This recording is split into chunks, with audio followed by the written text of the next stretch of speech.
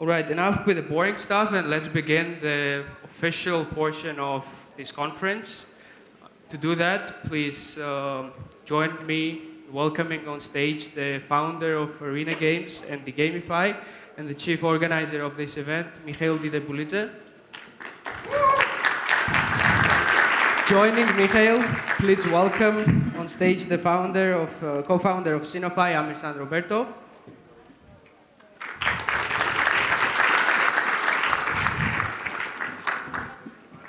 Event organizer and analyst Vays.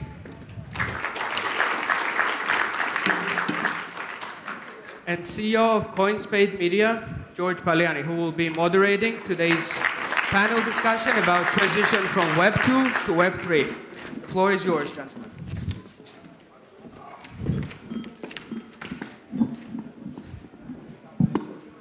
One, two. You can hear me well? All good? Perfect, we can start. Hi, once again. My name is George Paliani, and I'm very, very happy to co-host you here together with Mika. It's going to be a wonderful day today because we already have a very sunny weather and a lot of projects and startups, and the agenda for today's and tomorrow's days are really wonderful. So let us start then. As you all know, the conference, the main theme, of course, is the most popular and interesting thing, which is called Web3. So let me start with the main question. So, dear gentlemen, dear friends, what do you think? What is Web3 in your opinion? All right, you want me to start? We'll go this way. Okay. Hey everyone, my name is Tone. Very happy to be back in Tbilisi. I think it's my second time here. I was here right before the pandemic and really, really love the city. Any chance I get to come back here, I absolutely take it. And so my view on Web3 is, how many of you have seen the movie Ready Player One? Should be a lot more hands going up. That's basically, to me, Web3, it just means this 3D world, virtual reality world, and that's what I think of when I think of Web3. And all of those, and the terms keep moving around, right? It used to be just virtual reality and the augmented reality, and there's lots of movies about it. There was also one where everyone's at home and they walk around the streets in robots. I think Bruce Willis was in that one. So to me, it's that kind of a world, but you have to be immersed in it. To me, sitting in front of a computer and owning, let's say, virtual land in some Web3 program is not it. You have to be actually there. You have to feel like you're there. So to me, it does include some kind of an augmented virtual reality world. And to me, that is more Web3. That's how I think of it. Perfect, thank you. So maybe Amirsan? Let me give you two stories from my life, how Web3 made my life easier. For the first time when I went to the US, I'm from Uzbekistan, and I moved to the US when I was 17 years old. It took me probably more than 2 months to get the bank account. And because I am from Uzbekistan, people have different perception about Central Asia. We neighbor was Afghanistan, and all these 10 countries, they don't have that kind of popularity that European countries have in America. That's the first part of the story. But when for the first time I bought my Bitcoin in Shanghai, it took me less than a minute to buy the Bitcoin, buy anything in any part of the world. That's the first part of the story about the solution Web3 brought on the table. The second part of the story, Ilya, who's on the row here, we met for the first time in Istanbul. We hired 4 people in Istanbul. One from Palestine, one from Syria, one from Lebanon, and one from Afghanistan. None of these guys have bank account in Turkey because of their political situation and status. They get their payments in stable coins, in USDT in particular. And they can send the stable coins to their parents back their home in Afghanistan, in Syria, in Palestine, in Lebanon. And all these countries are experiencing difficulties because of situation that is happening worldwide. So Web3 is the promise, is the hope. Anybody can have ownership regardless where they're from. regardless their ethnic belonging, and regardless what's going to happen in the future. And that's the promise that we celebrate at Sinofy, and that's the promise that I hope you will join us. And I'll let you to go on from here. Yeah, those are familiar with my work. I'm usually the Bitcoin promoter, maximalist. That is the only thing I talk about. So this is super interesting, but I didn't even mention it. But it was completely flipped. Yeah, well, we all know Tom Vays in many ways, especially as a Bitcoin evangelist, and the first thing, of course. Mika, maybe you can add something as a founder of a Web3 startup? Yeah. Can you hear me? Yeah, for let's say for the people around me, Web3 is like a big opportunity that you can, perceive. There are no borders. First of all, second of all, you have let's say you are deciding what to do with your finances. Secondly, this is also the mean of to receive the information. Because it's on the Web3, let's say, on the different platforms, when you are getting familiar with some projects or some startups and stuff like that, you receive a lot of information. So this is something that is important, to look into the Web3 because of that as well. And if we are talking about small nations like Georgia or other, let's say, so-called Tier 3 countries, this is the revolution for the people because they finally felt independent, and then finally they had some means of financial means to change their life. So I think this is something fantastic for me. Yeah. Thank you. Well, as a founder of Crypto Academy, I'm just wondering, just raise your hands, guys, if you still do not understand what is Web3. No hands at all. Perfect. Besides the tone ways, of course. Yeah. Well, I get it. Because the two answers here is just so different of how I see it, right?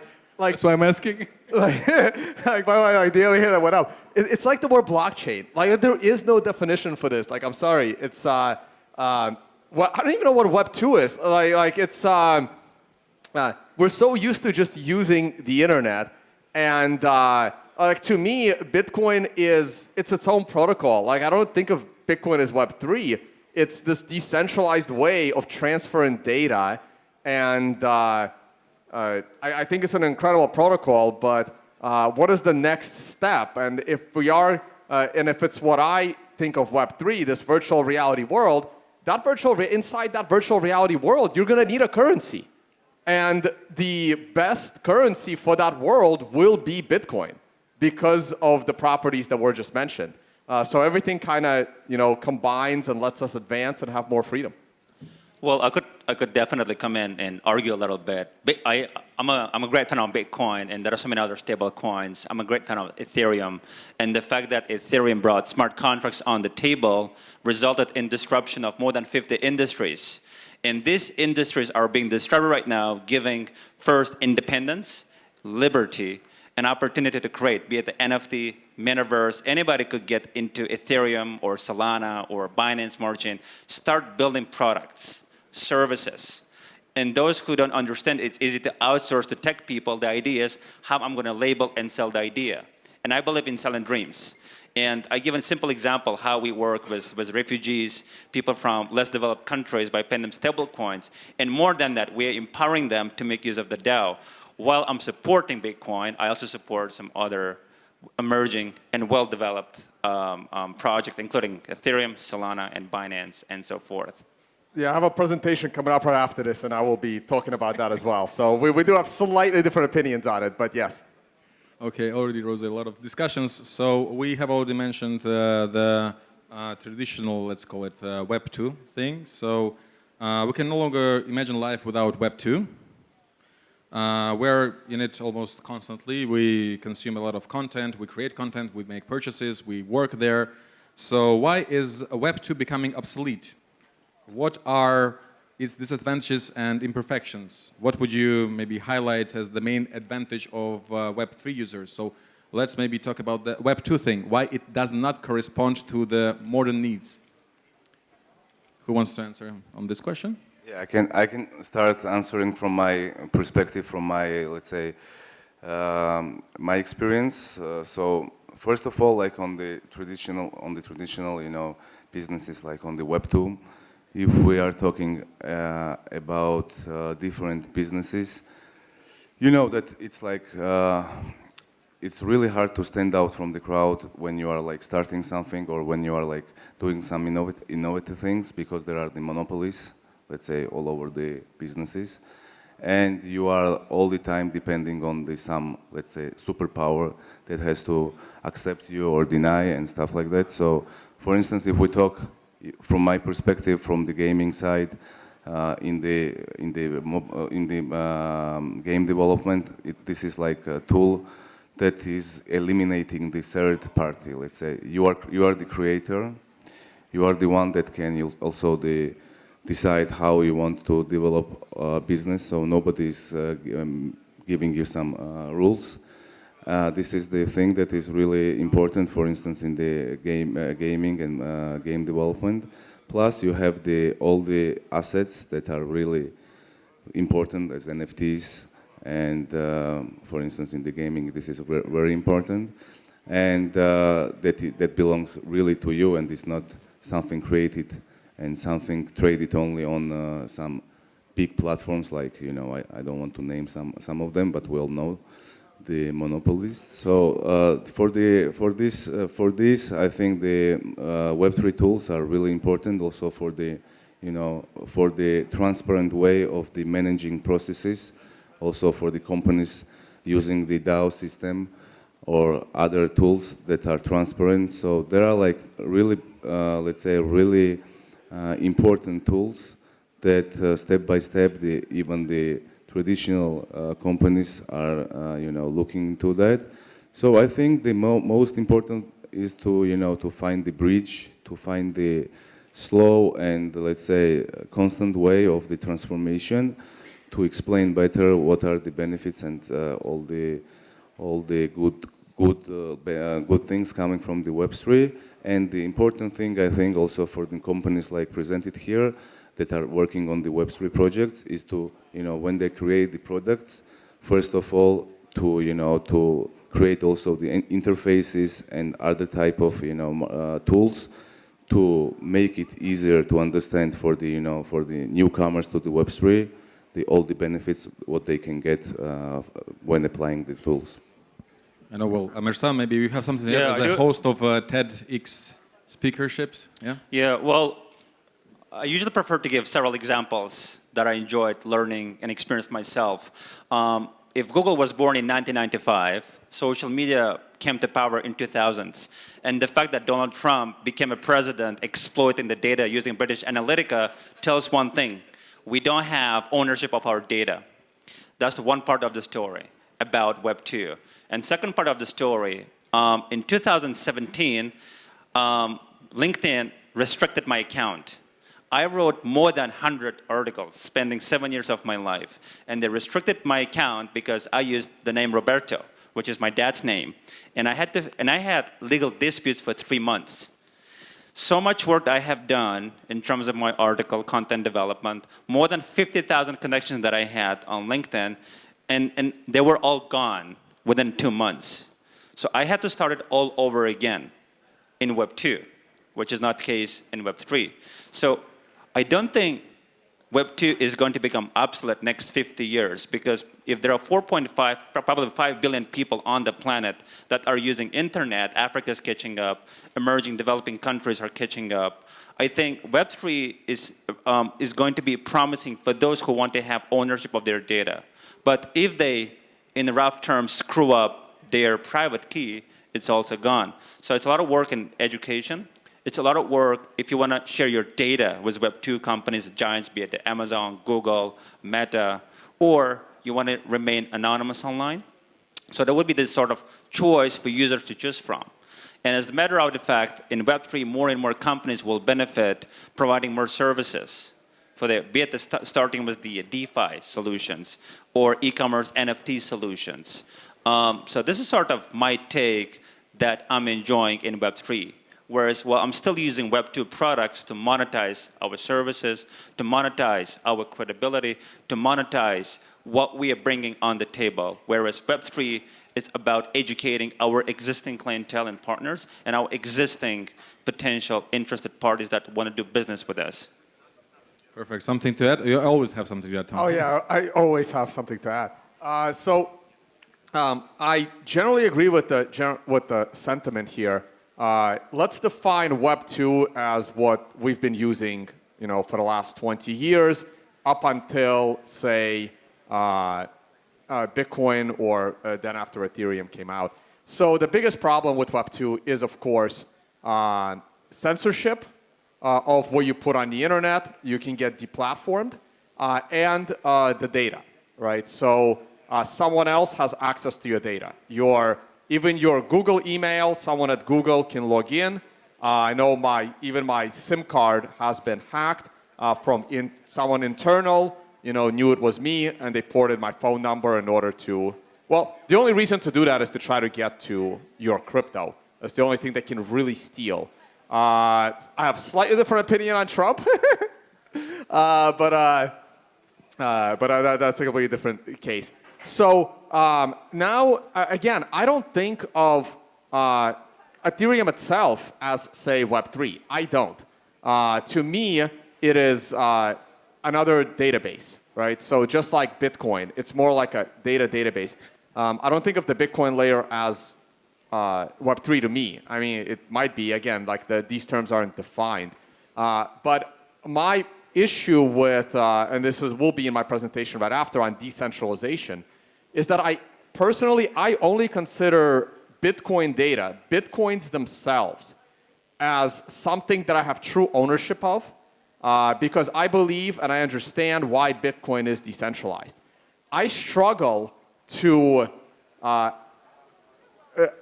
with the fact that people think that Ethereum is decentralized or Solana is decentralized, or a copy of Solana with VC investment is somehow decentralized and you own your data.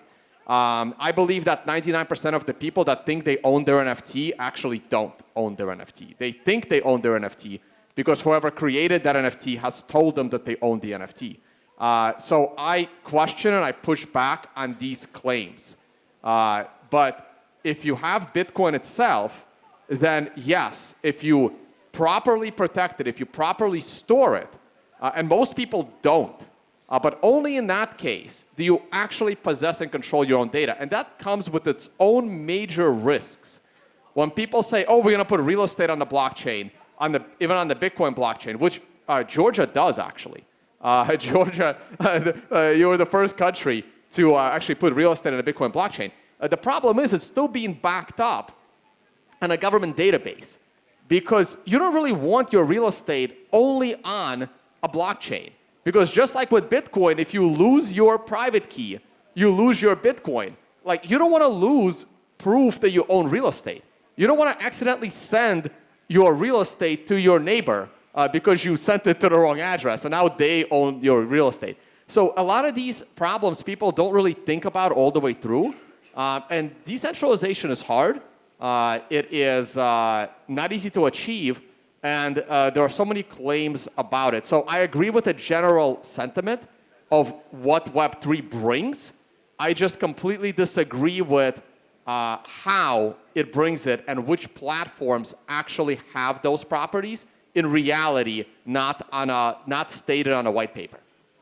Well, Tony, I'm so happy that there are so many things that we disagree on. If I'm the user, I have BMW, Audi, and Mercedes, and obviously, assuming if Bitcoin is BMW, you are quite committed, which is great.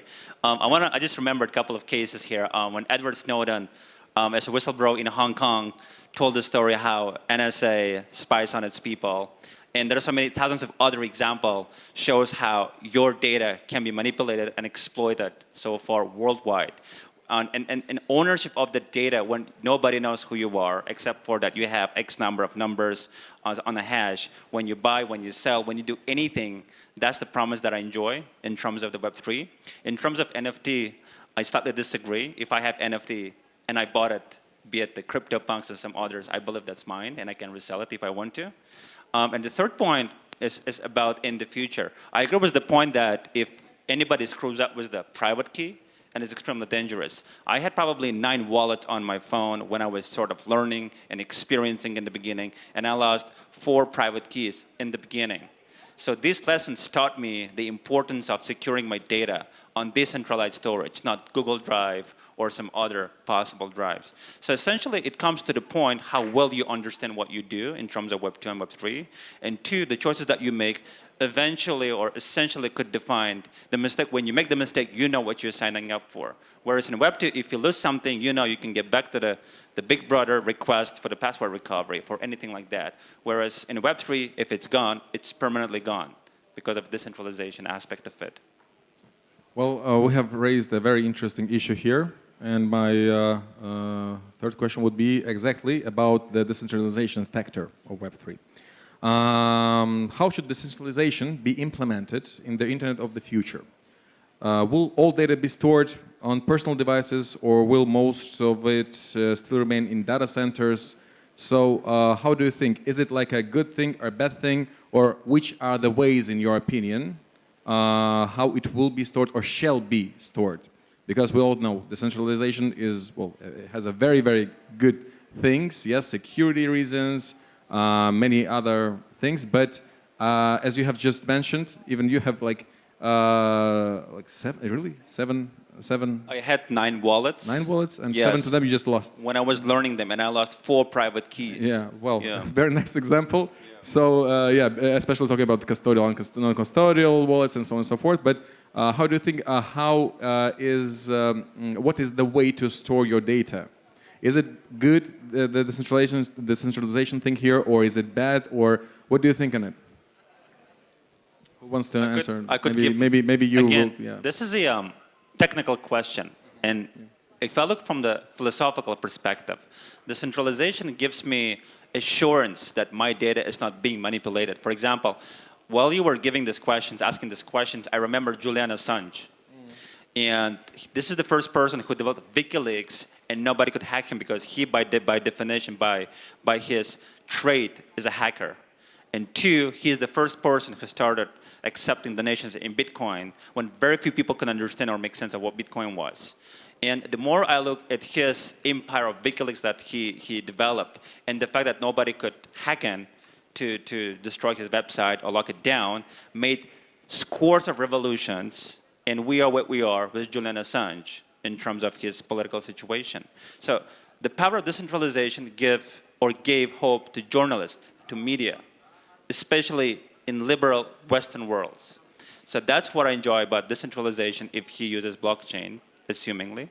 2, if we use decentralization, I know that X number of nodes could have my data, and I don't know if it's going to be custodial or non-custodial. This is a technical question. I know that Google or Meta is not using my data for advertisers, keep selling me the stuff online, which happens on YouTube, which happens on Google, and will continue. That's the business model that they have. On one hand, decentralization is the promise that I enjoy. On the other hand, if I screw up, lose the access to be it my passwords or anything, obviously I'm dependent on Web2 solution. It's a hard question, even though I'm in favor of decentralization. And it's a matter of education, it's a matter of getting used to, and most importantly, it's a matter of understanding that any sort of data that we store online can be used against us.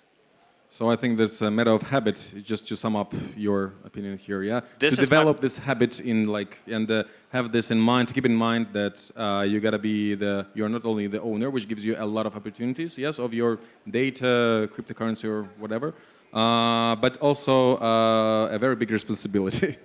That's true, that's true. So human nature likes to outsource decision-making or accountability on responsibility to the third parties. And governments usually take care of its people. But in Web3, you are the one taking care of yourself. You have all the tools, all the resources, as long as you understand what you are doing, as long as you understand what you're signing up for, what could potentially happen, you know what you're aware of. And data is probably one of the most valuable asset so far for companies to utilize. Perfect. Thank you.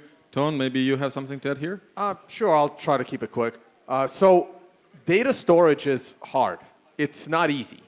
YouTube allows you unlimited video data storage. I have over 1,000 videos on YouTube. If I was to just put those on my laptop, it's probably several terabytes of data now. So people think that a blockchain is free, unlimited data storage. It's not. Someone has to store all that data. The Ethereum blockchain is like 7 to 8 terabytes in size, and it's growing exponentially fast. This is why you can't download the entire Ethereum blockchain, but you can with Bitcoin, because Bitcoin didn't bloat its blockchain as unlimited free data storage. Everyone wants unlimited free data storage, and then they realize this is like our drives aren't scaling that fast. This is why Google can do it and other people can do it, other companies can do it, but they obviously give you the service for free so that they have access to your data. Your other options is to use simple email services. I like Proton Mail. There's probably others as well, where they're still providing the data storage, but I encrypt that data before it is stored on their server. They have some information. They may have the title of my emails. They may have IP addresses of where the email originated, where the email went, but they don't have the content. The content is encrypted and stored, and they are providing the data storage. There's also companies that, like Start9, for example, that are promoting companies as an example, where they give you your own like personal server, and you just connect that, and everything flows through your own personal server where you're storing everything encrypted. So there are solutions, but now you are responsible for the data, and decentralizing that data is even more challenging because, again, I question Ethereum's decentralization claims. And I'll talk a little bit more about that in my presentation. To me, the true innovation of this century is what Satoshi did to solve the problem of sending data and losing possession of that data. That solution was Bitcoin mining, which Ethereum just removed. Like, that was the innovation. That was the, like, how to create decentralization through mining. The most important, I don't want to say the most important component, but one of them. That was just removed. So to me, the Ethereum blockchain just became more centralized versus less.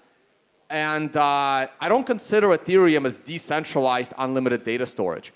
But a lot of people do, and hence they're building their projects on top of it. And I'm still curious how that story is going to end. Well, thank you very much. I still have more questions, but this is a great opportunity for our audience to ask questions if they might have. So please raise your hands, and you'll be given the word and the opportunity to ask our speakers any question you like, especially about Web3, not personal data questions, please. Anyone wants to ask maybe something? It's we have some time still left. No? No. Yes. Perfect. This gentleman over there, please, can you give him a mic, please? Can I ask you?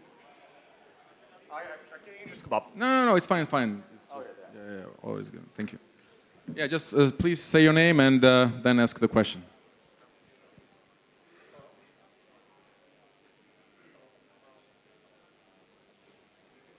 I can give you another mic. 1 sec. Hello? Okay. You got it. My name is Sergey. Question to you. I don't. Tom Vays Tom. or Amirsan? You said that protecting data is very important. I'm personally a private keys of crypto wallets. How do you save your private keys? Which ways you are using to save it?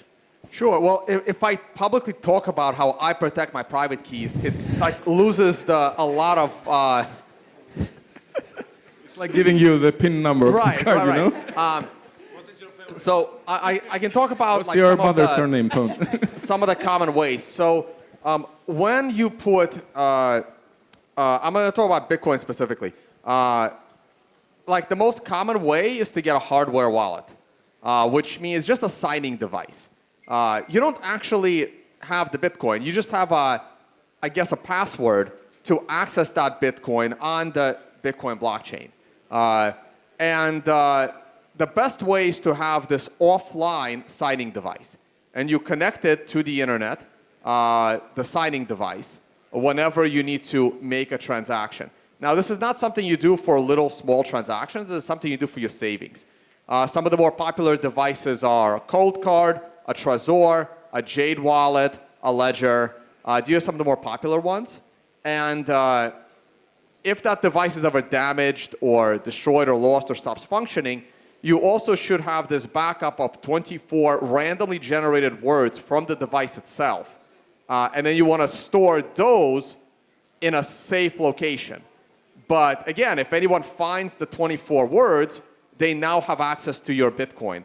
So again, your options are to maybe break it up, store half of it in one place, half of it in another, but now you're taking a chance of one of those places being compromised, and let's say now you don't have your own 12 words. These are challenges that we are not used to. There has been other challenges when anyone that's like my age or older, if you're, let's say, over 35 or 40, when you were a kid, you probably knew at least 20 phone numbers of your friends and your family members in your head. Today, you'll be lucky if you remember your own phone number. There are certain things we have outsourced. So this brings back a lot of responsibility. And the best way to protect your Bitcoin or your private key is a way that makes you comfortable. So sometimes it's just memorizing a single password to another digital file that is fully encrypted, and that stores your 24 words. And sometimes it is literally a piece of paper inside a bank, inside a vault in the bank. So everyone is different. Some people will just bury it in the ground in their backyard. Thank you. Thank you for this wonderful question. Another gentleman from the third row. Hi, my name is David. Thank you. Well, I totally agree about these great features, and I would say promise. It's promise of technology, decentralization, security, owning your own data, etc., etc. But to get mass adoption, we need commodity-level products. So my question is, how do you think when, say, my mom will be able to buy a ticket via NFT?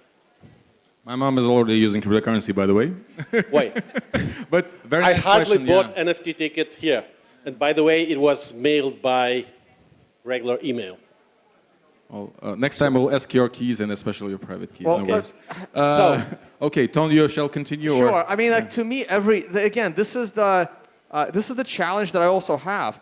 To me, every ticket is an NFT 20 years ago. Like the airplane ticket is an NFT. It's always been an NFT. It's a non-fungible digital token on your phone with a QR code, and only you can use it to get on an airplane. You don't need a blockchain for this. So I'm sorry, but your ticket to this event does not need to be decentralized. Decentralization, true decentralization, is very intensive. It is the Bitcoin mining network, which is now 0.5% of world's electricity usage. I personally don't have a problem with that. I think that decentralization is so important, especially in Bitcoin, because it will remove government's control of money, all governments around the world. I think that it is worth 50% of the world's electricity usage. If we can separate government's control of us through money, it is worth as much energy as needed. So if Bitcoin mining is 80% of all the world's energy in order to make this happen, then it's worth it to me, personally. A lot of people will disagree. People think that Bitcoin is killing the planet with 0.5% of energy usage. I'm willing to give it 80, 90, whatever it takes, right, for freedom. And I just don't see a need to decentralize, to use this kind of important structure for tickets to an event. Like, I don't see the importance there, but that's just my opinion. People playing video games takes up more energy than Bitcoin. I think Bitcoin is more important, but more energy is being used to play video games, so obviously the world disagrees with me.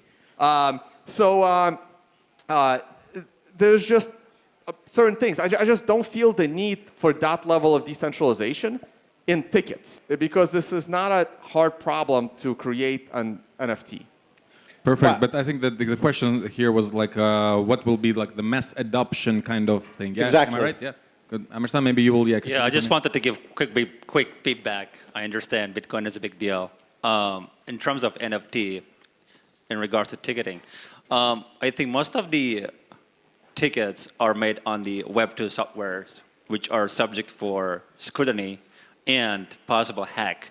And most of these companies have hackathons to identify possible vulnerabilities they might have, whereas NFT ticketing and other NFT solutions are primarily on blockchain and provide sense of ownership, which is my counter-argument for that particular case. That's number one. In terms of mass adoption, I lived in China about 5 years and a half or 6 years.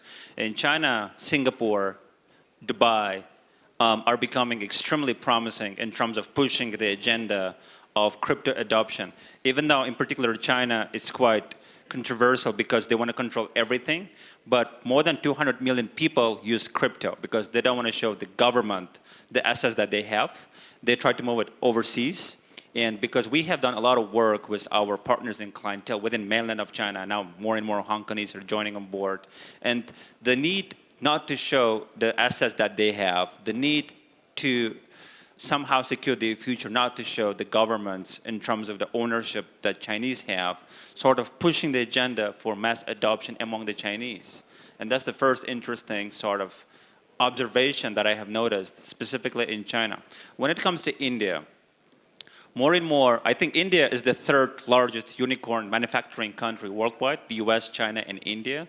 And the more I speak with the Indians or ethnic belongings that in India, I see that they are benefiting a lot more from crypto rather than from dollar or rupees. Because when I make payments in crypto, they don't pay tax, nobody knows, and they enjoy it, and they prefer to get paid in crypto even though we delay the payment. So that's another factor of mass adoption, in my opinion. And the third one, I think more and more European countries are kind of slacking and they're quite slow.